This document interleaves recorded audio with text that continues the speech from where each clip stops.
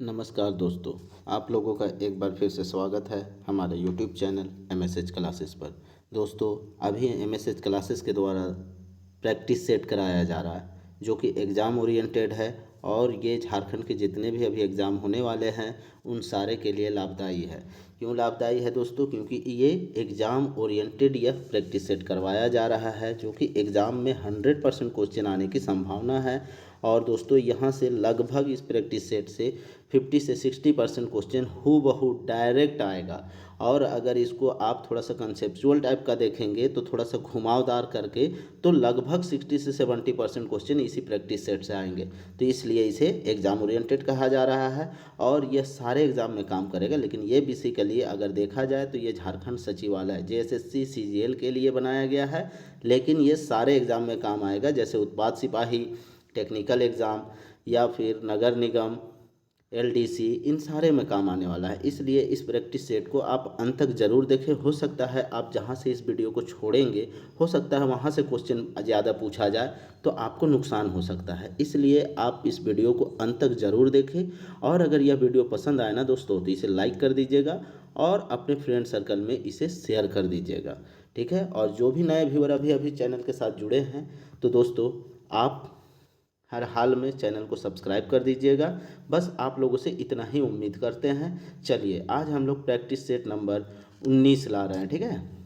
18 ला रहा है, सॉरी, 18 या 19 जो भी है, नंबर के इसमें हम लोग नहीं चलते हैं। तो चलिए, यह प्रैक्टिस सेट 100 क्वेश्चन का है, ठीक है। 100 क्वेश्चन जो कि आपको पूरे विथ एक्सप्लेन के साथ है दोस्तों, ठीक है। एक्सप्लेनेशन भी है, इसलिए यह बहुत ही मज़ेदार होने वाली है। तो चलिए हम लोग क्लास स्टार्ट करते हैं। पहला क्वेश्चन है, डॉक्टर सुरेश चंद्र राय कर लेख अनुसार सुभियार और गुरुआ आदमी के है क्या? सुभियार मतलब जिसका स्वभाव बहुत अच्छा हो और गुरुआ मतलब जो कि बहुत ही मिलनसार हो, तो ऐसा आदमी कौन है? तो दोस्तों, यह सुरेश चंद्र राय के द्वारा हमरे कर हरि काका लिखा गया। तो हरि काका कहानी जो है उसमें हरि काका को बताया गया है ऐसा, ठीक है। हरि काका का स्वभाव जो है वह बहुत ही अच्छा था और बहुत ही मिलनसार व्यक्ति था, ठीक है। चलिए नेक्स्ट हम लोग देखते हैं। नेक्स्ट देखते हैं सेकेंड नंबर, देवल लोकोक्ति कर माने बताओ। कुकुर कर पेट में घी नहीं बचे। अब यहाँ पे बताया जा रहा है कुकुर कर घी में, कुकुर कर पेट में, ठीक है। कुकुर मतलब कुत्ता के पेट में घी नहीं बचता है। तो इसका मतलब क्या होता है? तो इसका मतलब होता है सवादो जिनिस बेकार लगे, मतलब कि कोई भी चीज़ हमको अच्छा भी रहेगा ना उसका टेस्ट नहीं आएगा, ऐसा जब बोला जाता है। कभी कभी किसी को रुचि नहीं होता है, खाने में का मन नहीं करता है, तो कोई अच्छा से अच्छा चीज़ भी खिला दो तो उसको क्या लगेगा? टेस्टी नहीं लगेगा। तो इसी के बारे में ऐसा कहा गया है, ठीक है। चलिए,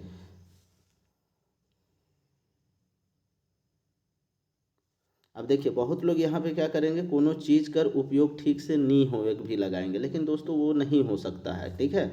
यहाँ पे ये होगा। चलिए हम लोग देखते हैं नेक्स्ट क्वेश्चन, थर्ड नंबर, कितना संवत में कितना संवत में जगन्नाथपुर मंदिर के बनाल गया? अब यहाँ पे बनाया गया ये पूछा जा रहा है दोस्तों। आप देखिए, जगन्नाथपुर का मंदिर जो है वह स्टार्ट तो 1722 में हुआ है, लेकिन यहाँ पे बना कब है? तो यह बना है 1748 संवत में बना है। अगर 1748 संवत की बात करेंगे तो यह कितना में हो जाएगा? 1691 ईस्वी में, ठीक है। ईस्वी का अगर हम लोग बदलेंगे 1648 को 1748 को, तो ये कितना हो जाएगा? 1691 हो जाएगा, ठीक है। 91 हो जाएगा। अगर हम लोग इसमें 78 जोड़ेंगे तो क्या हो जाएगा दोस्तों? 8 और 1 9, 8 8 16। देखिए अंतर हो जाता है ना दोस्तों, क्योंकि संवत और ये ईस्वी में थोड़ा सा कन्फ्यूजन होगा, सब जगह अलग अलग है। लेकिन यहाँ पे क्योंकि बुक में बताया गया है 1748, तो आप 1748 मानिएगा। तो ईस्वी में अगर उसको पूछा जाएगा तो 1691 होगा, ठीक है। चलिए नेक्स्ट हम लोग देखते हैं फोर्थ नंबर, डमकच कौन तरह का छंद परंपरा में आवेला? अब डमकच कौन तरह का छंद परंपरा में आता है दोस्तों? तो डमकच जो है वह लोक छंद में आता है, ठीक है। लोक छंद याद रखना है, लोक छंद में आता है। चलिए नेक्स्ट देखते हैं, देवल लोकोक्ति कौन किस्म कर है के? काम नूनू की चाम नूनू? मतलब क्या हुआ दोस्तों? किसी भी व्यक्ति का जो है पहचान जो है उसका काम से होता है, ठीक है, ना कि उसके चमड़ी से, उसका शकल से, ये चीज़ कहा जा रहा है। तो अब उसका काम से उसको पहचाना जा रहा है, ना कि उसके शकल सूरत से। तो इसी को बोला जाता है काम नूनू की चाम नूनू। तो इसका अर्थ क्या हुआ, यह क्या हो जाएगा, जीवन दर्शन से है, क्योंकि जीवन दर्शन में वो जो काम करेगा उसी के हिसाब से उसका पहचान मिलेगा। तो इस तरह से है। जैसे महात्मा गांधी देखिए बहुत स्मार्ट नहीं थे, पतला दुबला थे, कपड़ा तक नहीं पहनते थे, लेकिन उसको जीवन जीवन तक लोग याद रखेंगे। क्यों? क्योंकि उसका काम से उसको पहचाना गया है। चलिए 6 नंबर देखते हैं। अलौकिक आनंद और रोमांचकर अनुभव करवाए वाला कहानी भाग कौन रूप में जानल जाएगा।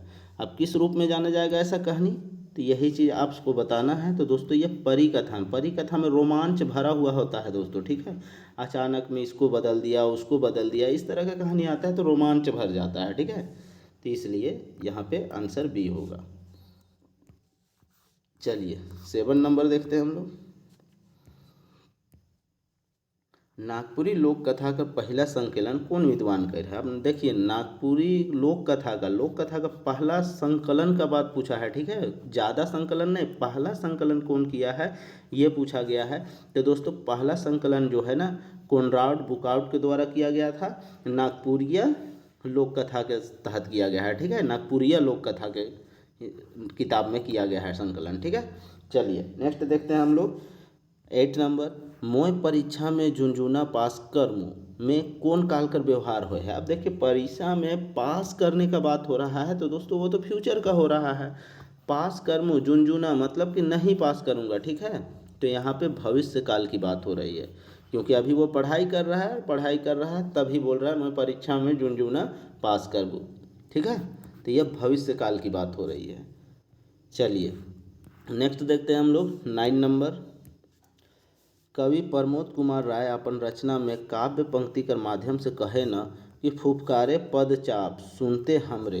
ई काव्य पंक्ति में कौन जीव फुफकार करेला। तो देखिए दोस्तों यह कौन जीव फुफकार करता है, तो हम लोग को पता है कि जो विषधर सांप होता है ना, वह जैसे ही पद चाप सुनता है इंसान का तो वह फुफकार मारने लगता है, ठीक है, फुफकारता है। तो यहाँ पे विषधर सांप हो जाएगा। चलिए नेक्स्ट देखते हैं। हमरे कर हरि काका शीर्षक लेख में लेखक केकर बारे बताए ना कि दोहरी बदन कर गेठी ले जनाना मुँह गाल गोल, ठीक है। किसके लिए बताया जाता है यह बताया है, तो हरि काका का जो बहुरिया होती है, बीवी होती है, उसके लिए, ठीक है। तो यहाँ पे ऑप्शन डी में यह चीज़ है, तो ऑप्शन डी हो जाएगा। चलिए 11 नंबर देखते हैं।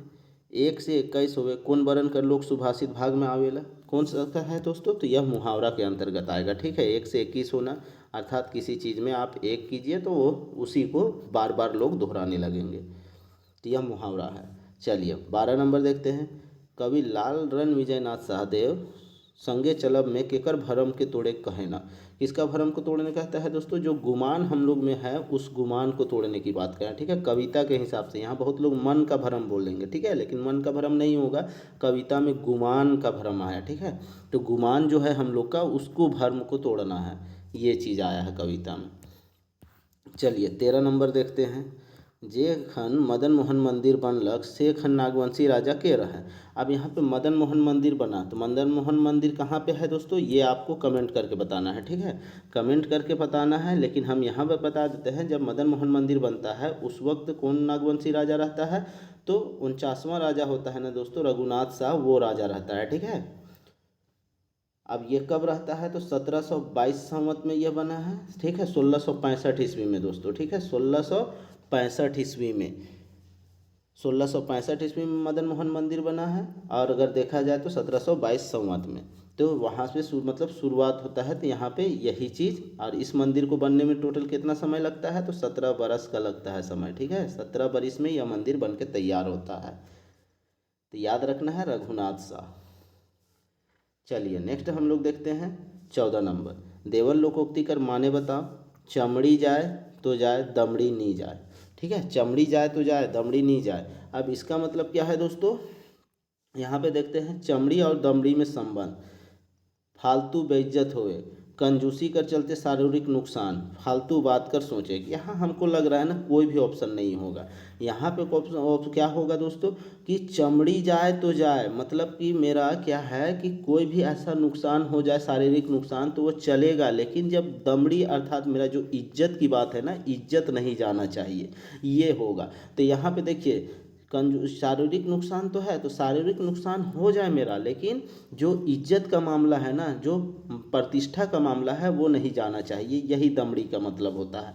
तो यहाँ पे कहीं पे भी नहीं दिख रहा है, तो इसलिए इसका आंसर आप लोग खुद से लगा लीजिएगा। मतलब कि मेरा क्या है, शारीरिक नुकसान हो जाए पर मेरी मान मर्यादा नहीं जाना चाहिए। और ये खास करके अगर देखा जाए भारतीय इतिहास में, तो राजपूतों में ये लागू होता है। राजपूत क्या बोलते हैं कि हम सर कटा सकते हैं लेकिन क्या करेंगे, झुकाएंगे नहीं, क्योंकि वो लोग जुबान के पक्का होते हैं, ऐसा माना जाता है। ठीक है, लेकिन वर्तमान में ये प्रवृत्ति हम लोग को, क्योंकि अगर देखेंगे अपने ही एरिया में, तो ये प्रवृत्ति हमको बिल्कुल भी नहीं पचता है, लेकिन अब ऐसा माना गया है। पहले वैसा होता था। अभी के वर्तमान परिस्थिति में देखिए हर चीज़ में बदलाव आया है, तो हर चीज़ अब मॉडर्न हो गया है ना दोस्तों, तो इसीलिए इसमें बदलाव हुआ है। तो इसको हम लोग को देखिए अपने पे नहीं लेना है, ये जो अभी हम वर्तमान में देख रहे हैं उसके हिसाब से बोले हैं। ठीक है, चलिए नेक्स्ट हम लोग 15 नंबर देखते हैं। कौन काव्य में कवि लाल रण विजयनाथ सहदेव सोना माटी का जिक्र कर हैं? तो किस में सोना माटी का जिक्र किए हैं दोस्तों? तो यहाँ पे संगे चलब में किए हैं। ठीक है, संगे चलब, तो संगे चलब किस ऑप्शन में है, तो बी में है। ठीक, चलिए 16 नंबर देखते हैं। जे गीत में जनमानस का सुख दुख मौखिक परंपरा में प्रचलित आ है, वो कौन किस्म का गीत होएला? तो वह कौन किस्म का गीत होता है? सब लोग आपको पता है, यह लोकगीत होता है। ठीक है, लोकगीत, क्योंकि मौखिक परंपरा की बात हो रही है तो लौकिक मौखिक गीत हो जाएगा। ठीक है, लोकगीत। अर्थ कर विचार से वाक्य कैठ हो, वाक्य कर कैठ हो भेद होवेला। हम लोग कल भी इसके बारे में हम लोग देखे थे, चलिए आज फिर से देख लेते हैं। तो यहाँ पे आप लोगों को बताया जा रहा है कि अर्थ के विचार से वाक्य का भेद बताना है। रचना के हिसाब से तो हम लोग देखे थे दोस्तों, ठीक है, लेकिन आज हम लोग अर्थ के हिसाब से देखेंगे। तो रचना के हिसाब से हम लोग 3 देखे थे, तो अब यहाँ पे हम लोग देखेंगे वाक्य के हिसाब से, ये अर्थ के हिसाब से। तो अर्थ के हिसाब से टोटल 8 भेद होता है। अब यह कौन कौन सा 8 भेद होता है, तो देखिए दोस्तों, विधिवाचक एक होता है वाक्य, एक निषेधवाचक वाक्य होता है, एक आज्ञा सूचक वाक्य होता है, एक प्रश्न सूचक वाक्य होता है, एक विस्मयादि बोधक वाक्य होता है, एक इच्छा सूचक वाक्य होता है, एक संदेहवाचक वाक्य होता है, और एक संकेतवाचक वाक्य होता है। ठीक है, अगर इसको राइट डाउन करना है तो आप कर लीजिए, या ग्रामर के बुक में आप देख लीजिएगा। ठीक है, तो ये अर्थ के हिसाब से ये 8 प्रकार का वाक्य का प्रकार होता है। ठीक है, चलिए 18 नंबर हम लोग देखते हैं। बनकेवड़ा भाग 1 कर कौन रचना में कवि रणभेरी फूके कर बात करे ना? तो किस में फूकने की बात करते हैं दोस्तों? तो संगे चलब में, संगे चलब में रणभेरी फूकने, जिससे कि झारखंड के सभी लोग एक साथ खड़े हो जाए, हाँ, और जग जाए। ये चीज़ के लिए, एकता बनाने के लिए रणभेरी फूकने की बात कर रहे हैं। चलिए 19 नंबर हम लोग देखते हैं।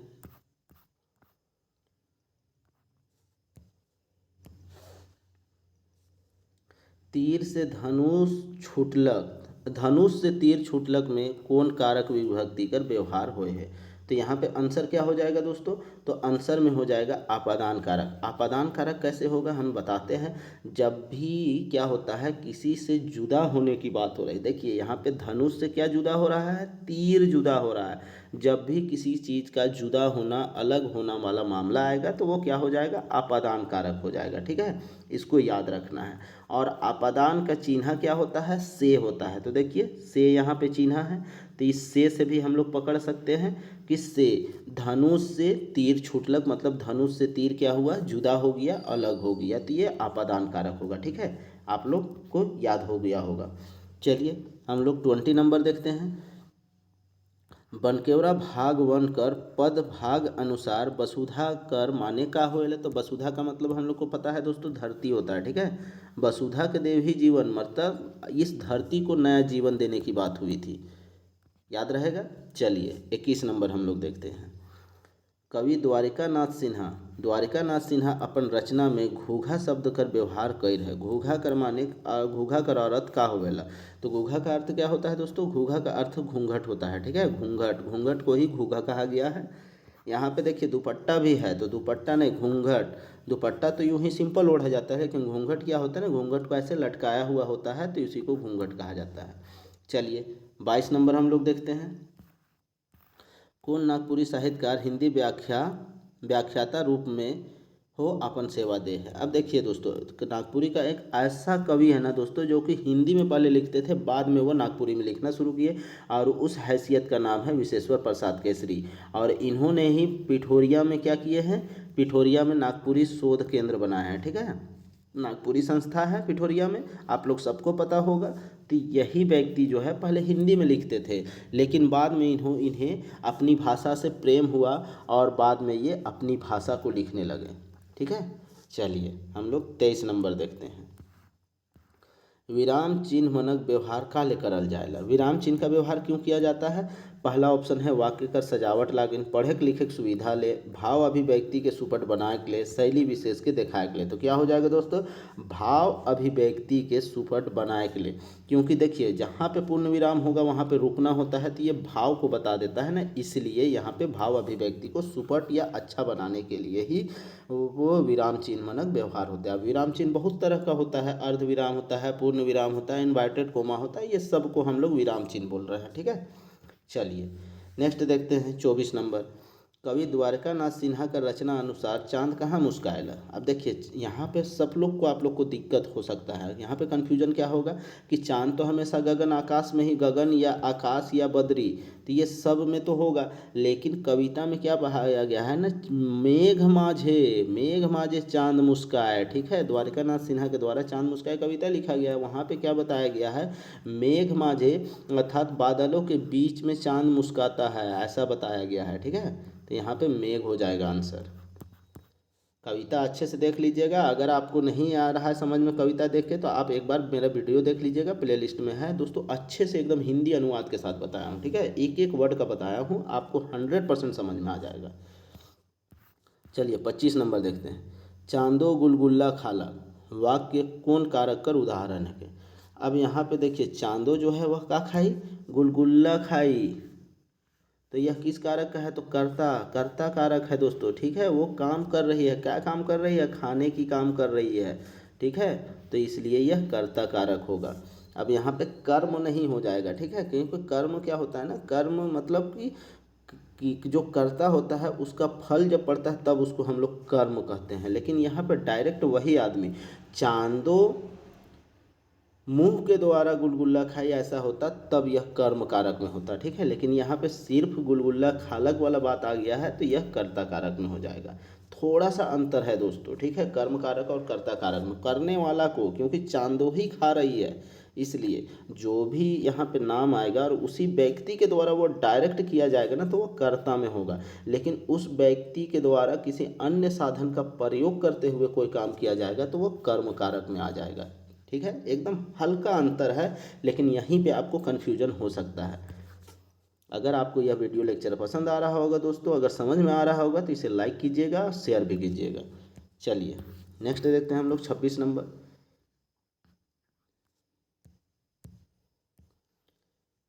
अनुभूति कर सागर कौन लोक साहित्यिक उपभाग के कहल जाएला। कौन उपभाग को कहा जाता है दोस्तों, अनुभूति का सागर तो लोक सुभाषित को। अब लोक सुभाषित में क्या क्या आता है, तो लोक सुभाषित या प्रकीर्णन साहित्य में क्या क्या आता है, तो कहावत आता है, मुहावरा आता है, पहेली बुझवल, ये सब आ जाता है मेरा लोक सुभाषित में। ठीक है, तो इसलिए इसे अनुभूति का सागर कहा जाता है। चलिए नेक्स्ट देखते हैं 27 नंबर। सवाल बोधक वाक्य मन में कौन विराम चिन्ह कर व्यवहार करल जाएगा। आप देखिए जहाँ पे सवाल प्रश्न की बात होता है तो प्रश्न चिन्ह हम लोग का यही ना है दोस्तों, तो आंसर ये डी हो जाएगा। चलिए 28 नंबर देखते हैं। योजक चिन्ह कर रूप में कौन देवल चिन्ह कर व्यवहार होएला। अब यहाँ पे देखिए कन्फ्यूजन यहाँ पे होगा। योजक का मतलब क्या होता है ना दोस्तों, डैश लगाना। ठीक है, योजक का मतलब हम लोग जो डैश बोलते हैं ना, तो वो डैश वाले को कह रहा है योजक चिन्ह। योजक चिन्ह का रूप में कौन देवल चिन्ह कर व्यवहार, तो हम लोग जो डैश बोलते हैं तो डैश को ही योजक कहा जाता है। ये याद रखना है आप लोगों को, अगर इस तरह से ग्रामर में पूछ दिया जाए तो आप लोग से दिक्कत हो सकता है, तो इसे एक बार देख लीजिएगा। चलिए इसी तरह देखिए यहाँ पे क्यों आप लोगों को ऐसा प्रश्न दिया जाता है, जिससे कि अगर एग्ज़ाम में इस तरह का प्रश्न आ जाए ना दोस्तों तो आपसे छूटे नहीं, इसीलिए इस तरह का प्रश्न यहाँ पे दिया गया है कि हर तरह से आपको प्रैक्टिस सेट के माध्यम से तैयार कर देना। यही प्रैक्टिस सेट का मकसद होता है और कुछ नहीं होता है। यहाँ पे आप लोग का नॉलेज जाँच करना नहीं होता है, यहाँ हर एंगल से आपको तैयार करना होता है।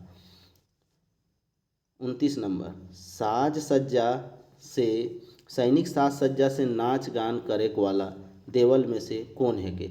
अब यहाँ पे देखिए दोस्तों, यहाँ पे पैंटी है, ठीक है, पाइका होता ना तो पाइका हो जाता, ठीक है, लेकिन पाइका नहीं है। तो यहाँ पे अब मेरा एक सैनिक साज सज्जा से नाच गान वाला एक ही दिख रहा है, वह नटुआ दिख रहा है, ठीक है। तो यहाँ पे आंसर नटुआ हो जाएगा। चलिए 30 नंबर देखते हैं। ऐतिहासिक दस्तावेज कर आधार पर जुड़ल कहानी मने के कौन कहानी भाग में राखल जाएला।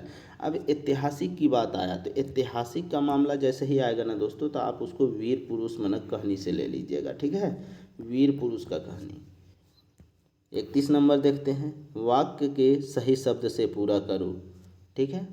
अब यहाँ पे देखिए क्या शब्द भरेंगे जो वाक्य सही हो जाएगा। फुटबॉल खेलत रहे, अब यहाँ पे फुटबॉल कौन खेलत रहे, कौन खेलत रहे, छौआ खेलत रहे। तो छौआ अकेले आँख में रहे कैसे हो जाएगा, खेल रहा खेलत है हो जाता, तो यह तो ऑप्शन नहीं होगा। छौआ सौब, छौआ सौब, सौब छौआ होता, छौआ सौब नहीं होगा, ठीक है। बाद में क्योंकि सौब नहीं लगता है, अगर देखा जाए यहाँ बहुवचन बनाने के लिए तो सौब पहले लगता है बाद में नहीं लगता है, इसलिए मेरा यह भी ऑप्शन नहीं होगा। अब देखिए छौआइन, तो ये छौआइन हम स्त्रीलिंग और पुल्लिंग थोड़े बना रहे हैं दोस्तों, ठीक है, तो इसलिए यह भी नहीं होगा। अब यहाँ पे छौआ मन, छौआ मन जब हो जाएगा ना तो यहाँ से बहुत सारा छौआ जो है वह क्या कर रहे हैं, फुटबॉल खेलत रहे, तो यहाँ आंसर इसलिए डी हो जाएगा, ठीक है। चलिए 32 नंबर देखते हैं। कौन तरह कर लोक कथा के कथा नायक अपन वीरता का प्रदर्शन समाज कर रक्षा लागिन करेला।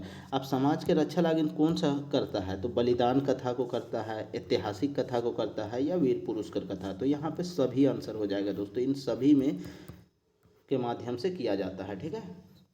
चलिए हम लोग 33 नंबर देखते हैं। उद्देश्य और विदेह के कर अंग है कि कल ही हम लोग बताए हैं कि देखिए वाक्य का जो 2 अंग होता है और वह कौन कौन सा अंग है, एक उद्देश्य होता है और एक विदेह होता है, ठीक है, कल बता चुके हैं दोस्तों। अगर आप लोग को नहीं समझ में आया है तो वीडियो एक बार फिर से देख लीजिएगा, 100% समझ में आ जाएगा, एकदम आसान शब्दों में बताए हैं, ठीक है। चलिए नेक्स्ट देखते हैं। भाव में चमत्कार लाने के लिए कौन लोक साहित्य भाग कर व्यवहार होएला। अब यहाँ पे क्या है, भाव में चमत्कार लाने के लिए, ठीक है, भाव में अगर आपको चमत्कार लाना है तो कौन साहित्यिक भाग का व्यवहार होगा, तो कहावत का व्यवहार होगा, क्योंकि कहावत से वो क्या होता है ना, उसमें जान आ जाता है, चमत्कार आ जाता है, ठीक है। चलिए 35 नंबर देखते हैं। धांगर गरु मन के चरालक। अब धांगर जो है क्या किया, गरु मन के चरालक में कौन कारक कर व्यवहार हुए है। अब देखिए यहाँ पे कौन कारक का व्यवहार हुआ है, तो यहाँ पे कर्म कारक, यह धांगर नहीं ना वो काम कर रहा है, वहाँ चरने का काम कौन कर रहा है, गरु कर रहा है, लेकिन उसको चरवा कौन रहा है, तो धांगर चरवा रहा है। देखिए थोड़ा सा का अंतर हो रहा है ना, कि यह ले गया है चराने के लिए लेकिन ये नहीं चरा रहा है, वह गरु जो है अर्थात गाय बैल जो है खुद से चर रहा है, तो इसलिए वो कर्म कारक होगा। लेकिन इसका मतलब ये चराने का काम कौन कर रहा है, तो यह धांगर कर रहा है, तो इसलिए यह कर्म का आएगा कि इसका काम कौन कर रहा है, तो यह धांगर ये काम कर रहा है, ठीक है। अब आप लोग को क्लियर हो गया होगा, अगर क्लियर हो गया होगा दोस्तों तो लाइक ठोक दीजिएगा, साथ ही साथ इसे शेयर कर दीजिएगा वीडियो को। चलिए नेक्स्ट देखते हैं 36 नंबर। साधारण रूप से कोनो वाक्य कर आखिरी में कौन विराम चिन्ह लागेला। आखिरी में किसी शब्द का जब पूरा हो जाता है तो कौन विराम चिन्ह लगता है, तो हम लोग सबको पता है पूर्ण विराम लगता है, ठीक है। चलिए नेक्स्ट देखते हैं हम लोग 37 नंबर। लोकोक्ति के माध्यम से का जिनिस कर जानकारी मिले। लोकोक्ति के माध्यम से क्या होता है दोस्तों, लोकोक्ति या कहावत के माध्यम से हमको समाज और संस्कृति की पहचान होती है, ठीक है, जानकारी मिलती है, सबको पता है क्योंकि हम लोग इसके बारे में चर्चा कर चुके हैं लोक साहित्य वाले पार्ट में ही। अगर आपको देखना है तो आप प्लेलिस्ट में लोक साहित्य का वीडियो पड़ा हुआ है दोस्तों, उसे जाकर देख सकते हैं। चलिए 38 नंबर देखते हैं। रांची मैत जाबे चाइरो बटे जाम रहेला, कौन तरह कर वाक्य है कि एक देखिए, अगर ये शुरू वाला देखिएगा तो यहाँ क्या कर रहा है, आज्ञा दे रहा है ना, मना कर रहा है कि रांची बिल्कुल मत जाना। अब वहाँ पे क्यों नहीं जाना उसका कारण बता दे रहा है, क्योंकि रांची में अभी वर्तमान में चारों तरफ क्या लगा हुआ है, ट्रैफिक है, इसलिए तुमको नहीं जाना है। तो यह किस तरह का वाक्य होगा। अब यहाँ पे देखिए, यह निषेधात्मक बहुत लोग बोल देंगे, क्योंकि यहाँ पे मैथ है, नहीं जाने का मना कर रहा है, लेकिन यहाँ पूरी तरह से नहीं, यहाँ पे कारण बता दिया है ना, इसलिए यह आज्ञा वाला हो जाएगा, आज्ञार्थक शब्द हो जाएगा। ठीक है, आज्ञा दे रहा है कि तुम बिल्कुल भी अभी रांची मत जाना, चारों तरफ जाम है, तुम्हारा समय ज़्यादा लगेगा, इस तरह का बात हुआ होगा। चलिए 39 नंबर देखते हैं। वन हिरनी कर बेटा शीर्षक कहानी में हिरनी अपन बेटा कर घूरे नी पाए के कौन दिशा में पता लगाया जाएगा। तो कौन दिशा में दोस्तों, क्योंकि उसको शक था कि दक्षिण दिशा में ही बेटा गया होगा और वहाँ राजा विक्रमादित्य के यहाँ पकड़ा गया होगा। तो इस तरह का मामला था, क्योंकि वह एक गीत सिखाई थी भीख मांगने के लिए और उस गीत में राजा विक्रमादित्य का नाम आया था, इसलिए उसे डर था, इसलिए वह दक्षिण दिशा में खोजने जाती है। ठीक है, चलिए 40 नंबर देखते हैं। जब केकरो कथन के हूबहू, अब देखिए यहाँ पे इसके बारे में हम लोग बहुत प्रयोग करते हैं, लेकिन क्या होता है हिंदी में समझेंगे। जब केकरो कथन के हूबहू उद्धत करल जाएला तो कौन चिन्ह लागेला, मतलब कि उसका शब्द को, कथन को हम लोग हूबहू उतार देते हैं, तो उसको किस चिन्ह से, तो इस चिन्ह से दोस्तों। तो इसको तो इंग्लिश में हम लोग क्या बोलते हैं, इन्वर्टेड कोमा बोलते हैं ना, लेकिन इस इन्वर्टेड कोमा को हिंदी में क्या बोलते हैं ये हम लोग को जानना है। तो हिंदी में इसको बोलता है ना दोहरा उद्धरण चिन्ह। ठीक है, दोहरा उद्धरण चिन्ह याद रखना है। इन्वर्टेड कोमा को हिंदी में दोहरा या नागपुरी में दोहरा उद्धरण चित्र बोला जाता है, चिन्ह बोला जाता है। चलिए 41 नंबर देखते हैं। वाक्य लिखे के समय यदि कोनो शब्द छूट जाएला तो कौन चिन्ह उठिन लगाल जाएला। तो कौन चिन्ह लगाया जाता है दोस्तों, अगर हम लोग का छूट जाता है तो वहाँ पे हम लोग एरो लगा के ना देते हैं, तो उसी को यहाँ पे हंसपद लगाना बोला जाता है। ठीक है, हंसपद। चलिए 42 नंबर हम लोग देखते हैं। डॉक्टर गिरिराज का नाटक जे बनकेवरा भाग 1 में छय फे उकर में दृश्य चाहे नज़र का संख्या कितना है। तो कितना नज़र या दृश्य है दोस्तों, तो हम लोग को पता है कि वह 3 ही दृश्य में यह जो है गिरिराज का जो, तो गिरिराज के द्वारा कौन नाटक लिखा गया है दोस्तों, तो करम बिहान लिखा गया है। करम बिहान में 3 दृश्य है। ठीक है, 3 दृश्य में पूरा नाटक खत्म किया गया है। चलिए नेक्स्ट देखते हैं हम लोग 43 नंबर। बन हिरनी का बेटा शीर्षक कहानी में छुआ घर नी घूरल पर हिरनी रात खन का लखे निकलेला। तो रात को जब वो खोजने जाती है अपना छुआ को, तो क्या करके जाती है, सींग में दिया जोड़ के। ठीक है, सींग में दिया जला के जाती है, मूड में खाए जिनिस मन के बोई के, मतलब अपने मूड में सर में वो खाने का सामान वगैरह को लेके बेटा से संबंधित गीत गाए के। तो बेटा से संबंधित गीत भी गाते हुए जाती है, तो यहाँ पे आंसर डी हो जाएगा। ये सारे काम करते हुए वह खोजने जाती है अपना बेटा को। चलिए 44 नंबर देखते हैं। दीदी का नाम चिट्ठी शीर्षक कहानी अनुसार केकर दुइयों आँख में मोतियाबिंद हो लग रहा है। तो काका का आँख में मोतियाबिंद होता है। ठीक है, चलिए 45 नंबर देखते हैं। वन हिरनी का बेटा शीर्षक कहानी में हिरनी जेहल दूरा के का लखे खोलेला। तो लात मार के खोलता है दोस्तों। ठीक है, वह लात मार देती है और दूरा खुल जाता है, दरवाज़ा खुल जाता है। चलिए हम लोग 46 नंबर देखते हैं। सुगी और सीवा। ठीक है, सुगो है या सुगी जो भी बोलिएगा, दोनों नाम आया है। तो सुगो और सीवा डॉक्टर गिरिराजकर कौन नाटक का पात्र है, तो कौन नाटक का पात्र है दोस्तों, तो करम बिहान का है। ठीक है, करम बिहान में यह दोनों पात्र हैं। चलिए नेक्स्ट हम लोग देखते हैं 47 नंबर। चांद मुस्काए शीर्षक रचना में कौन कली के बारे कवि हमरे के बताया है। कौन कली के बारे में, तो कली मतलब फूल होता है, तो किस फूल के बारे में बताया गया है, तो हम लोग को चंपा फूल के बारे में बताया गया है। ठीक है, चंपा कली के बारे में। चलिए नेक्स्ट देखते हैं हम लोग 48 नंबर। रस कर विचार से आह्वान शीर्षक रचना कौन रस में रचल जाए है। तो अब देखिए यहाँ पे आह्वान कर रहा है, तो आह्वान किससे करता है, पब्लिक से करता है ना, जाग जाओ। तो यहाँ पे अब जागने की बात हो रही है, उठने की बात हो रही है, तो यह वीरता को दिखा रहा है। तो यहाँ पे वीरता को झकझोर रहा है, तो इसलिए आह्वान कविता वीर रस में है। चलिए नेक्स्ट देखते हैं 49 नंबर। वाक्य में पद्मनक क्रिया से संबंध जोड़े वाला का कहायला। पद्मनक क्रिया से संबंध जोड़ने वाला चीज क्या कहलाता है, तो वह कारक कहलाता है। ठीक है, कारक, सबको पता होगा कारक। चलिए नेक्स्ट हम लोग देखते हैं 50 नंबर। केकरो उपनाम में कौन उद्धरण चिन्ह कर व्यवहार होएला। कोई भी अपना उपनाम लिखता है, जैसे सहनी उपेंद्र पाल नहन, तो वो नहन है। तो नहन हम लोग को लिखा हुआ जब मिलता है ना दोस्तों का, तो ये एक एक इन्वर्टेड कोमा में होता है। ठीक है, डबल में नहीं होता है, एक में होता है, तो उसको हम लोग क्या बोल देते हैं, एकल उद्धरण चिन्ह। ठीक है, एकल उद्धरण चिन्ह के द्वारा। ठीक है, चलिए 51 नंबर देखते हैं। कागज कौन तरह का लिंग है, कि कागज तो कौन तरह का लिंग है, कागज में कोई लिंग ही नहीं है, तो क्या लिंग है, तो बेलिंग है।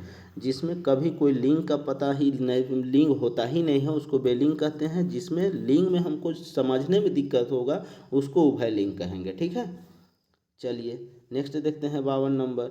निषेध व्यक्त करे वाला पद समुच्चय के कौन समास कहल जाए। जहाँ निषेध या मना की बात होती है, इनकार की बात होती है, उसे नए समास कहते हैं। सबको याद होगा। चलिए नेक्स्ट देखते हैं 53 नंबर। वन हिरनी का बेटा शीर्षक कहानी में हिरनी कर बारे में राजा विक्रमादित्य राय के कौन आदमी सूचना देवेला। तो कौन सूचना देता है दोस्तों, अहीर सूचना देता है। ठीक है, अहीर बोलता है कि हम लोग 3-4 रात से हम यही देख रहे हैं, 4 रात से हम देख रहे, 3 रात से देख रहे हैं, चौथा रात को तो वो खुद बताने आ जाता है। तो 3 रात से तो हम लोग ये हम देख रहे हैं कि एक हिरनी आती है, दिया जला के आती है, जेहल का दूरा को मार के खुल जाती है, बेटा के साथ बात करती है। ठीक है, तो ये वाला आंसर ए हो जाएगा। 54 देखते हैं। कौन साहित्यिक विद्या के पूर्व घटना कर अनुकृति मानल जाएगा। तो नाटक में होता है दोस्तों, नाटक को पहले हम लोग क्या करते हैं, रिवीजन करते हैं, उसके बाद उसको मंच पे हम लोग उकेरते हैं, तो यहाँ पे नाटक हो जाएगा। 55 देखते हैं। वन हिरनी का बेटा शीर्षक कहानी में अहीर कौन रात के हिरनी कर भेद पावेला। तो कौन रात को पाता है दोस्तों, तो चौथा रात को पाता है। अभी हम लोग चर्चा कर चुके चौथा रात। चलिए नेक्स्ट देखते हैं। कौन किस्म का नाटक है हमरे श्रव्य नाटक, मतलब सुनने वाला कहते हैं। तो सुनने वाला या बोलने वाला, तो यह रेडियो में होता है ना, रेडियो में सिर्फ श्रव्य के माध्यम से हम उस नाटक को सुनते हैं। रेडियो में हमको बकता है और हम सुनते हैं, देखते तो नहीं हैं, तो इसलिए यह रेडियो नाटक हो जाएगा। चलिए नेक्स्ट देखते हैं 57 नंबर। अच्छा तो आइज रात के हम तोरे छपरी में सुते जाब और हिरनी के दुयो झन पछड़ब। पछड़ब का मतलब पकड़ेंगे। ठीक है, पीछा करेंगे, धरेंगे। प्रस्तुत संवाद कौन कहानी से लेवल जाए है, तो कौन कहानी से लिया गया है, वन हिरनी कर बेटा से लिया गया है, सबको पता है। चलिए 58 नंबर देखते हैं। दीदी कर नाव चिट्ठी नामक कहानी अनुसार बहिन कर मन का पढ़ के एक बारगी कुम्हलाए जाएला, मतलब एक बारगी उसका मन उदास हो जाता है। क्या पढ़ के, तो क्या पढ़ के हो जाता है दोस्तों, कि जब वह पढ़ती है लेटर में कि भाटू जी का रिटायर हो गया है, तब उसका मन कुम्हला जाता है। ठीक है, तो यहाँ पे आंसर क्या हो जाएगा, आंसर में डी हो जाएगा, क्योंकि यहाँ पे कहीं पे भी भाटू का रिटायर का बात नहीं आया है, इसलिए हो जाएगा देवल में से कोनो नहीं। लेकिन उसका सही आंसर क्या हो जाएगा, तो सही आंसर हो जाएगा दोस्तों भाटू का रिटायर होने से। ठीक है, जीजा जी के रिटायर होने से। चलिए नेक्स्ट देखते हैं हम लोग 59 नंबर। वन हिरनी का बेटा शीर्षक कहानी में जब जेहल भीतरे राजा हिरनी के धरेला, तो हिरनी कौन रूप में बदल जाएला। तो हिरनी कौन रूप में, जैसे ही राजा का टच होता है, राजा पकड़ता है हिरनी को, तो हिरनी का रूप बदल जाता है और वह एक सुंदर रानी के रूप में परिवर्तित हो जाती है। ठीक है, क्योंकि वह शराब की वजह से वैसा हो गई थी, जबकि वह इंद्रलोक की मेनका थी, लेकिन हिरनी में परिवर्तित हो गई थी शराब की वजह से। सबको याद होगा। चलिए नेक्स्ट देखते हैं हम लोग 60 नंबर। नागपुरी में कारक के कई ठो भेद, नागपुरी में कारक के कई ठो भेद आहे। तो कारक का कितना भेद है दोस्तों, तो ये चीज़ आपसे पूछा गया है। ठीक है, तो कारक का हम लोग जानते हैं कि कारक का 8 गो भेद है। भले एक भेद का हम लोग का प्रयोग नहीं होता है, चिन्हा नहीं है नागपुरी में, हिंदी में है, लेकिन नागपुरी में कर्ता कारक का कोई चिन्ह नहीं आया है। ठीक है, कोई चिन्ह नहीं आया है इसलिए, लेकिन फिर भी जब कितना भेद है पूछेगा तो आपको 8 ही लगाना है। चलिए अब हम लोग देखते हैं नेक्स्ट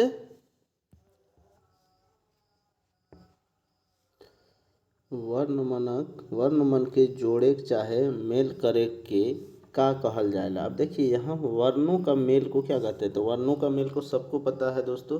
वर्णों के मेल को हम लोग क्या कहेंगे, क्योंकि वर्ण का मेल हो रहा है तो इसको संधि कहेंगे, ठीक है। क्यों, जोड़ रहा है, दोनों साथ में आ रहा है, मतलब संधि, साथ में जुड़ रहा है, ठीक है। तो यहाँ पे संधि हो जाएगा।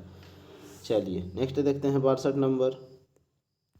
बनकेवरा भाग 1 में छपल कहानी अनुसार भाटू का रिटायरमेंट कौन कहानी से जुड़ला है। तो सबको पता है भाटू का रिटायरमेंट दीदी कर नाव चिट्ठी। अब यहाँ पे देखिए दादा कर नाव है तो दादा तो नहीं होगा, यहाँ पे दीदी है तो दीदी कर नाव चिट्ठी, तो आंसर क्या हो जाएगा, डी हो जाएगा।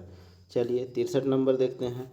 बन हिरनी का बेटा शीर्षक कहानी में हिरनी कौन मुनि का शराब से पीड़िता है। तो हिरनी हम लोग को कौन शराब में है, तो दोस्तों हिरनी को किन शराब में मिलता है, विश्वामित्र मुनि का श्राप मिलता है, क्योंकि इसके रूप को देख के वो हंसती है इसीलिए उसे श्राप मिलता है। चलिए नेक्स्ट हम लोग 64 नंबर देखते हैं। महाराजा कौन समास का उदाहरण है क्या। अब यहाँ पे महाराजा कौन समास का उदाहरण है, तो महाराजा दोस्तों कर्मधारय समास है। अब कैसे कर्मधारय है ये हम आप लोगों को बता रहे हैं। जिसका पहला पद प्रधान होता है ना उसे ही हम लोग कर्मधारय समास कहते हैं। अब यहाँ पे महाराजा में पहले ही कैसे पहला पद प्रधान हुआ। अब देखिए दोस्तों यहाँ महा अर्थात महा का अर्थ क्या होता है, महान होता है। राजा तो बहुत लोग होता है लेकिन महान राजा के बारे में कहा जा रहा है कि महाराजा कौन है, महान राजा कौन है, तो ये राजा जो है महान राजा उसका कर्म को बता रहा है, ठीक है। इसलिए इसे कर्मधारय समास कहते हैं। याद रहेगा, जिसका पहला पद प्रधान होता है। राजा तो कॉमन है, सभी बहुत लोग राजा होता है, लेकिन वह महानता, उस राजा में महानता देखा जा रहा है तो यह पद प्रधान हो गया, इसलिए इसे हम कर्मधारय समास कहें, ठीक है। चलिए नेक्स्ट हम लोग 65 नंबर देखते हैं। लौकिक छंद परंपरा में सबसे खास छंद के मानल जाएगा। तो सबसे खास अगर छंद की बात करेंगे ना तो डमकच होता है, ठीक है। चलिए नेक्स्ट हम लोग देखते हैं 66 नंबर। देवल कहाउत कर माने होय कहमु मुदा कहामु नहीं, ठीक है। मतलब हम कहेंगे वो बात लेकिन हम किसी से सुनेंगे नहीं, किसी का बात नहीं सुनेंगे। तो यहाँ क्या हो रहा है, इसका अर्थ कि देखार नहीं होए। मतलब कोई कोई जो कूटनीतिक चाल चलता है तो वह अगला को पूरी तरह से दिमाग दे देता है, उसको क्या क्या बोलना है बात बता देता है, लेकिन लोगों के सामने वो क्या नहीं होता है, आगे नहीं आता है, लोगों के सामने देखार नहीं होता है, ठीक है, प्रदर्शित नहीं होता है, लेकिन अंदर अंदर सारा काम वही करता है। तो यही इसका अर्थ होता है। चलिए नेक्स्ट हम लोग देखते हैं 67 नंबर।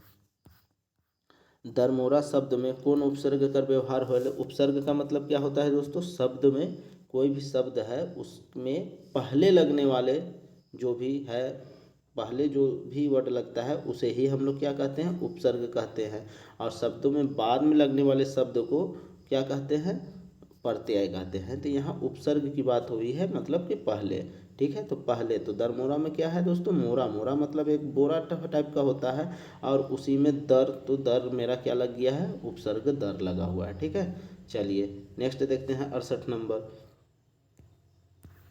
उमेश नंद तिवारी अपन रचना में केकर मोल लगाए बात करें ना। किसका मोल लगाने की बात करते हैं दोस्तों, हम लोग को सबको पता है कि वह माटी का मोल लगाने की बात करते हैं, लेकिन फिर बाद में बोलते हैं कि माटी का मोल करना सबके बस की बात नहीं है, किसी के बस की बात नहीं है। चलिए 69 नंबर देखते हैं। शेख भिखारी के कौन काम करे में बड़ा मजा आवत रहे। तो दोस्तों तलवार चलाने में, ठीक है, तलवारबाजी में उसे बड़ा मन लगता था, जबकि उसका पुस्तौनी कार्य था बुनकरी, लेकिन बुनकरी काम उसको नहीं रास आया और वह तलवार चलाने में क्या उसको मज़ा आता था, इसीलिए लास्ट में सिपाही भी बनता है। 70 नंबर देखते हैं। खस्ताल शब्द कर उल्टा शब्द कौन है क्या। अब यहाँ पे देखिए खस्ताल मतलब टाइट का बात हो रहा है, ठीक है, मतलब कि वह स्थिर नहीं है, इस तरह का बात हो रहा है। अब उसका उल्टा बात कर रहा है तो उसको अस्थिर कहेंगे, ठीक है, अस्थिर हो गया है। वह खस्ताल है मतलब टाइट नहीं है, क्या है वह अस्थिर है, तो उसी को हम लोग क्या कहेंगे, अस्थिर कहेंगे, कि मतलब स्थिर हो चुका है। जैसे अगर हम तालाब में कंकड़ भेजेंगे तो वो क्या होगा, अस्थिर होता है ना। पानी जैसे ही कंकड़ मारिएगा तो पानी का ऐसे करके उसका धार ऊपर किनारे तक पहुंच जाता है तो वह अस्थिर होता है। लेकिन जब कुछ भी नहीं होता है, देखिएगा पानी शांत होता है, तो इसी तरह यहाँ पे समझ सकते हैं। चलिए नेक्स्ट देखते हैं 71 नंबर। कोनो आदमी अपन जिंदगी में केकर सुंदर उपयोग से अमर हो जाएला।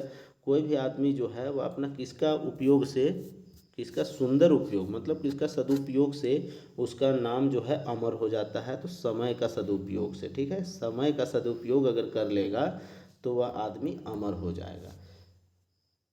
72 नंबर देखते हैं, सविता केसरी का रचना अनुसार कौन माध्यम से पता चलेला कि भाटू रिटायर कर गए, तो कौन माध्यम से चलता है सर, तो लेटर के माध्यम से। लेटर की मतलब चिट्ठी के माध्यम से पता चलता है, क्योंकि इन दोनों के बीच बात जो हो रही है वो चिट्ठी के माध्यम से हो रही है, तो आंसर डी हो जाएगा।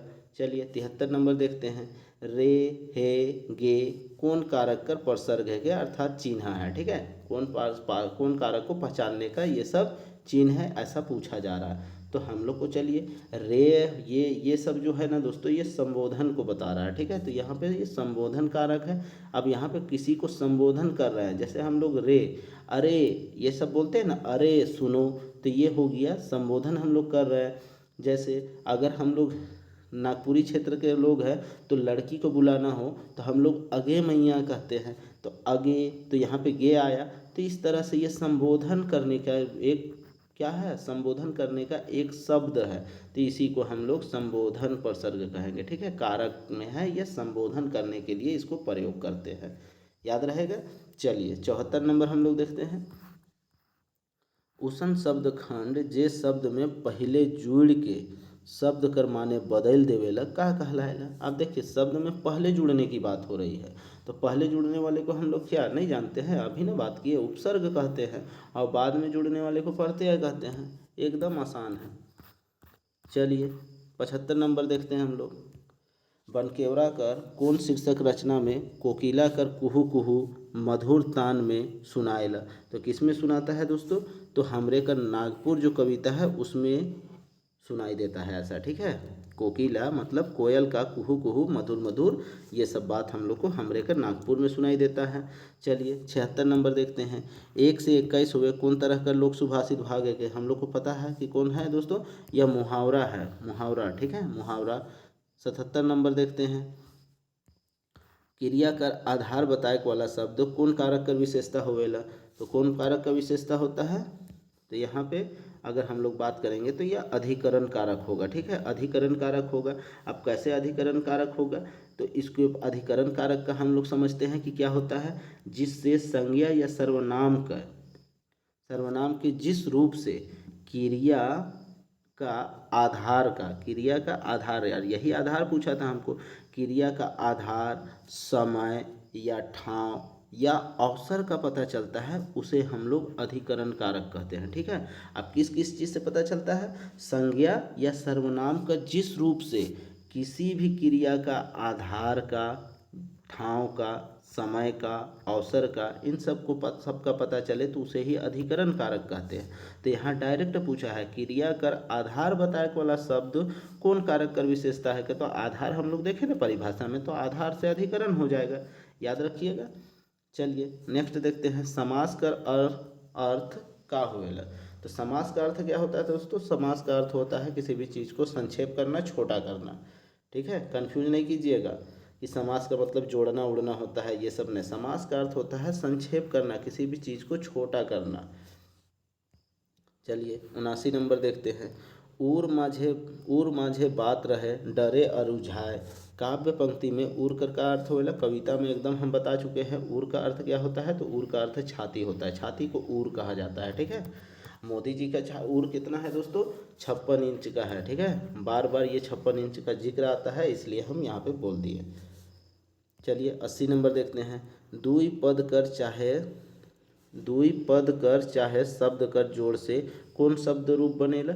अब यहाँ पे देखिए दुई पद या शब्द का जोड़ हो जाता है तो वह क्या बनता है, तो वह समास बनता है। ठीक है, समास बनता है, क्योंकि संधि और समास हम लोग एक साथ पढ़ते हैं। संधि क्या होता है, दोनों को अलग करना, और यहाँ पे समास का मतलब हुआ कि संक्षेप कर देना। ठीक है, और संधि का मतलब जोड़ देना, तो याद रहेगा। तो यहाँ पे जोड़ने की बात हो रही, तो जोड़ने में समास हो जाएगा। चलिए 81 नंबर देखते हैं, घासीराम नामक कवि अपन रचना में मुरलीधर कह के संबोधित करे, तो मुरलीधर कौन है दोस्तों, तो मुरलीधर भगवान श्री कृष्ण है, सबको पता है। चलिए 82 नंबर देखते हैं, तीन कौड़ी साहूकर नाटक में जे बनकौरा भागवन में संकलित है, कै ठो पात्र है, तो कितना पात्र है दोस्तों, तो तीन कौड़ी साहू का जो भी है उसमें 4 पात्र है। अब यह 4 पात्र कौन कौन सा है ये सब हम लोग को देखना है, ठीक है। तो 4 पात्र में कौन है, एक है सूरज दोस्तों, ठीक है, सूरज जिससे रोशनी की शादी होती है, तो एक रोशनी हो गई। और एक क्या है, डॉक्टर, जिससे वो लोग दिखाने जाते हैं, जांच करवाने जाते हैं, तो वो डॉक्टर हो गया। और एक सूरज की माँ जो होती है सूरजी, वो, ठीक है। तो इस तरह से ये 4 हमारा क्या है, किरदार है, पात्र है, किसमें, तीन कौड़ी साहू का नाटक जो है, वह नाटक का क्या नाम है, इंजोत, ठीक है। इंजोत नाटक में यही 4 किरदार हमको देखने को मिलता है, ठीक है। चलिए नेक्स्ट देखते हैं हम लोग 83 नंबर। लोकोक्ति का विशेषता कौन रूप में हमरे के प्रभावित करेला। लोकोक्ति का विशेषता किस रूप में हम लोग को प्रभावित करती है, जब वो सरल शैली में होती है ना, तभी हम लोग को प्रभावित करती है, ठीक है। चलिए 84 नंबर देखते हैं। करम बिहान नाटक नामक नाटक में कै ठो पात्र कर वर्णन करल जाए है। अब करम बिहान में कितना पात्र है दोस्तों, करम बिहान किसके द्वारा लिखा गया है, तो गिरधारी राम गंझू के द्वारा यह नाटक लिखा गया है। और इस नाटक में कितना पात्र है, तो इस नाटक में टोटल 10 पात्र है। अब ये 10 पात्र कौन कौन सा है, हम सिर्फ नाम ले देते हैं, अगर आप लोगों को लिखना है तो लिख लीजिएगा। सबसे पहले तो दोस्तों शिवा है, जो पढ़ा लिखा है यहाँ, ठीक है, जिसको डॉक्टरी पढ़ाने की भी बात हुई है। उसके बाद सुगो है, जिसका तबीयत खराब होता है, सुगो का बाप है, ठीक है। फिर शिवा जो खूटी से लेके आता है वो डॉक्टर है, ठीक है। फिर सुगो की माँ है। फिर यहाँ पे बीसू आया है। फिर झगरू आया है झाड़ फूक वाला। फिर पहान आया है, वो भी झाड़ फूक वाला। फिर भरथू भी आया है झाड़ फूक वाला। और मंगरू उसका पड़ोसी है, ठीक है। तो यह सब 10 है मेरा किरदार या पात्र, ठीक है। चलिए नेक्स्ट हम लोग देखते हैं 85 नंबर। लागिन कौन कारक कर विभक्ति है कि। अब यहाँ पे लागिन पूछ रहा है किस कारक का विभक्ति है, तो हम लोग को पता है लागिन संप्रदान कारक का एक चिन्ह है, ठीक है। लागिन जिसमें यूज होगा तो वो हम लोग समझ जाएंगे कि वो संप्रदान कारक है। कैसे, तो हम लोग देखते हैं। जेकर लागिन कुछ करल जाए या देवल जाए उके संप्रदान कारक कहेला, ठीक है। जिसके लिए कुछ किया जाए या कुछ देने की बात हो रही है तो उसी को हम लोग क्या कहेंगे, संप्रदान कारक कहेंगे। इस तरह से लागिन का प्रयोग होता है, तो हम लोग समझ जाएंगे। जैसे मैया ले फराक, मैया लागिन फराक किनली, ठीक है। मैया लागिन फराक किनली, तो यह हो जाएगा मेरा संप्रदान कारक। जो फराक हम लोग खरीदे वो किसके लिए खरीदे, तो मैया ले खरीदे, तो लागिन यूज हुआ ना, तो यहाँ पे यही चीज़ हो रहा है। चलिए 86 नंबर देखते हैं। समासिक पद, समासिक पद के तोड़े चाहे अलग करे कर प्रक्रिया का कहायला, तो क्या कहता है, समास का विग्रह कहलाता है, ठीक है। तोड़ने का बात हो रहा है, तोड़ने को हम लोग विग्रह कहते हैं, तो यहाँ पे सी आंसर हो जाएगा। चलिए 87 देखते हैं। जखन वाक्य में क्रिया कर फल कर्ता में नहीं पढ़ के कर्म पर पड़ेला। अब देखिए यहाँ पे कर्ता पे नहीं पढ़ रहा है, जो वो डायरेक्ट कर रहा है उस पे ना पढ़ के उसके कर्म पे पढ़ता है, तब कौन कारक हो जाएगा, तो तब कौन कारक हो जाता है, हम लोग को अभी हम लोग चर्चा कर चुके हैं, वह कर्म कारक हो जाता है ना। कर्म कारक, उसका फल जो है वह अब किस पे पड़ रहा है, उसके कर्म पे पड़ रहा है। तो इसको हम लोग क्या कह रहे हैं कि यह हो जाएगा क्या, कर्म कारक हो जाएगा। जैसे इसका एग्जाम्पल हम लोग देखते हैं। मंगरा सोमरा के मारलक, ठीक है, सोमरा के मारलक। अब यहाँ पे देखिए मंगरा क्या कर रहा है, कर्म कर रहा है ना, है। अब यहाँ पे क्या मंगरा क्या कर रहा है, कर्म कर रहा है, क्या मारने का कर्म कर रहा है, और उसका फल किस पे पड़ रहा है, तो सोमरा पे पड़ रहा है, तो ये मेरा कर्म कारक होगा, ठीक है। चलिए क्योंकि वो कर्ता पे जिस जो करने मारने वाला है उस पे पड़ रहा है कि वही मारा है, तो इस तरह से इसे कर्म कारक हम लोग कह सकते हैं। चलिए 88 नंबर देखते हैं। संबंध कारक कर कौन उपसर्ग निश्चित है। अब संबंध कारक को पहचानने का कौन सा चिन्ह है, ये आपसे पूछा जा रहा है। देखिए दोस्तों कारक में आप लोगों को मेरे प्ले लिस्ट में आप जाके देखिए, कारक बहुत ही अच्छे से पढ़ाया हूँ। अगर आप लोग देखिएगा तो 100% समझ में आ जाएगा। चलिए अब कारक का चिन्ह क्या क्या है, तो दोस्तों क और कर जो है वह कारक का चिन्ह है, ठीक है। जैसे ई मंगरा कर छगरी है, एग्जाम्पल हुआ ना, ये मंगरा कर छगरी है, तो यहाँ पे मंगरा कर, तो यहाँ पे देखिए कर यूज हुआ, तो यह हम लोग समझ जाना है कि यह संबंध को बता रहा है, तो यह संबंध कारक हो जाएगा, ठीक है। चलिए 89 नंबर देखते हैं। रोचकता, सरलता और संक्षिप्तता कौन लोक साहित्य का उपभाग है के। कौन लोक साहित्य का है दोस्तों, तो यह लोक कथा का उपभाग है, ठीक है, लोक कथा। मंगरा, भरथू, पहान, डॉक्टर, जैसन पात्र, मन कौन नाटक से संबंधित है? हम लोग सबको पता है करम बिहान, अभी हम लोग पात्र को देखे हैं तो यह करम बिहान का हो जाएगा। चलिए 91 नंबर देखते हैं हम लोग।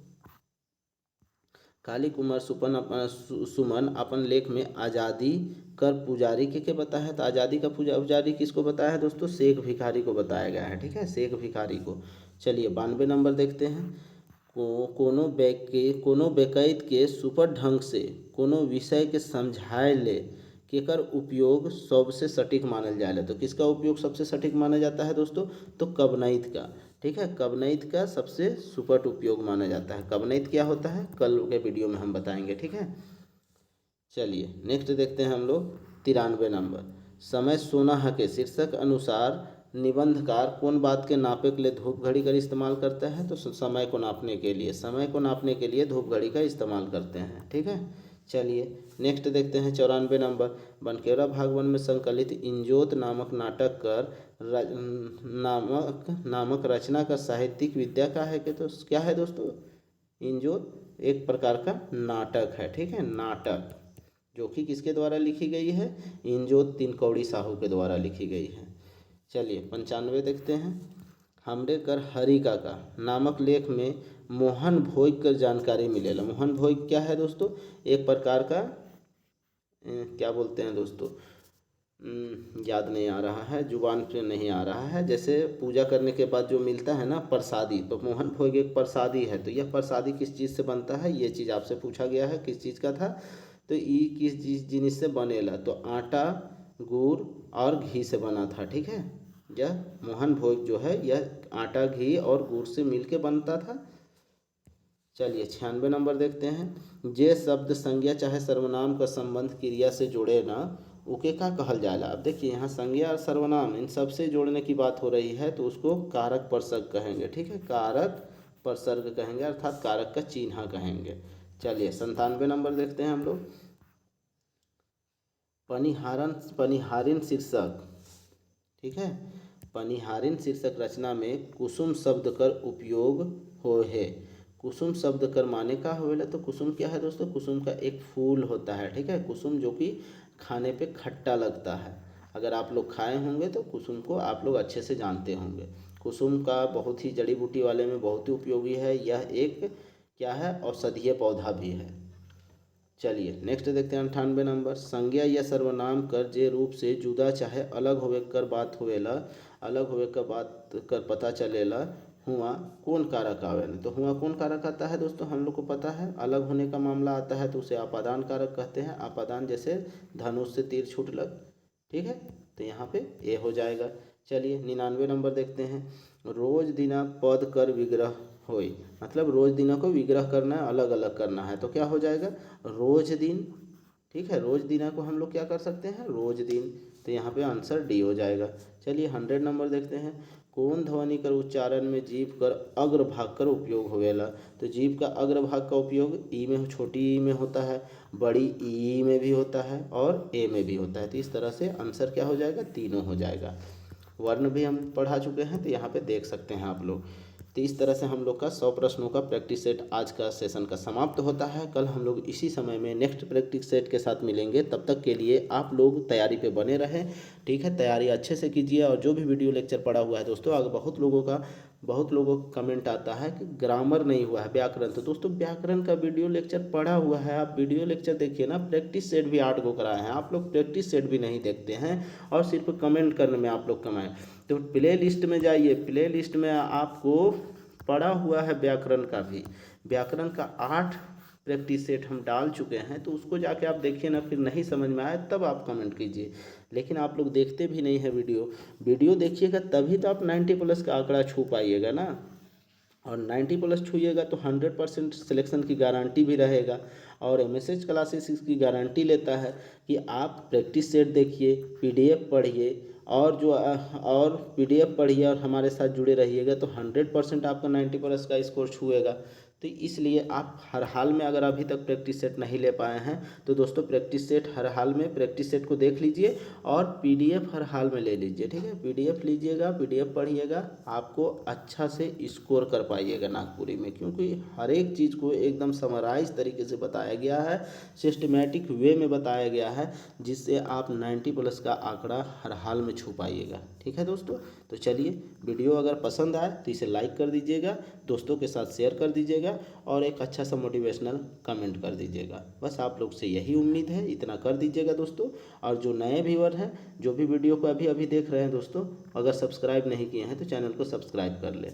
ठीक है, चलिए वीडियो में अंत तक बने रहने के लिए आप लोगों का धन्यवाद। कल इसी समय हम लोग मिलते हैं, तब तक के लिए बाय बाय, टेक केयर।